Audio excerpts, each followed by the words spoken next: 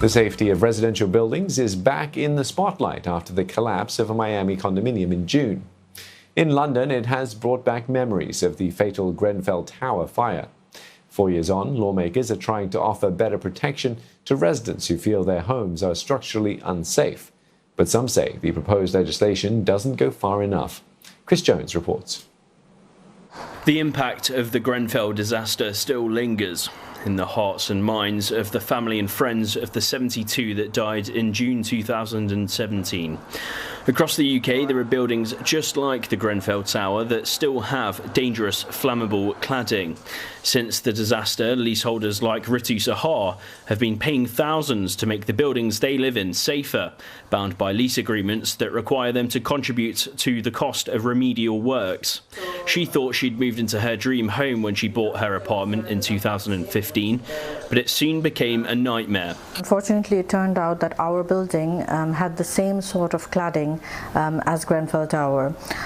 In the course of investigations, we also found out that other fire safety measures, which are called fire barriers or fire breaks, that are supposed to be there within the walls of a building so that the fire does not spread rapidly, those were missing as well. Since that moment, Ritu has been drowning in bills to replace the dangerous cladding. Now the building she lives in is left almost completely bare, apart from one piece of cladding that she showed me on the balcony of her 10th floor flat. As you can see, this wall is covered in ACM cladding.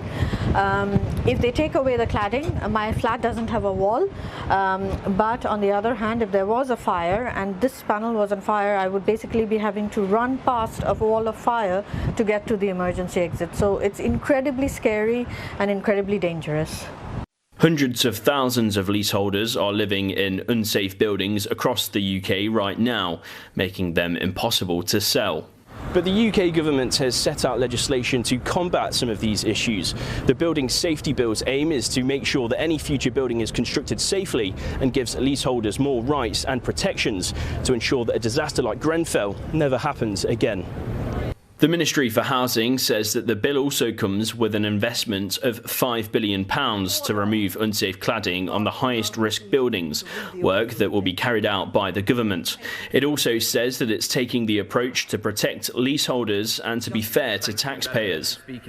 Today marks the next significant step on our path to a robust but proportionate building safety regime. A regime that delivers high standards of safety for people's homes, particularly those which are high-rise, whilst providing reassurance to leaseholders, to residents and the market that the vast majority of homes in this country are safe. But whilst the bill may provide a small step forward, many say the bill doesn't go far enough. When you then really go into the detail, they're looking, and they've admitted it in the supplementary notes, that only an expert would find, basically that leaseholders' overall living or housing costs will go up between 2 to 4 billion. For leaseholders like Ritu, that means more inescapable and unaffordable bills through her door. I feel completely trapped. The average length of a prison sentence in the UK is 18 months. The government has trapped me in my home for 3.5 years. I'm being treated worse than an actual criminal.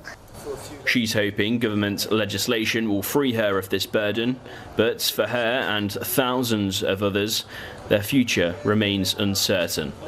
Chris Jones, CNA, London.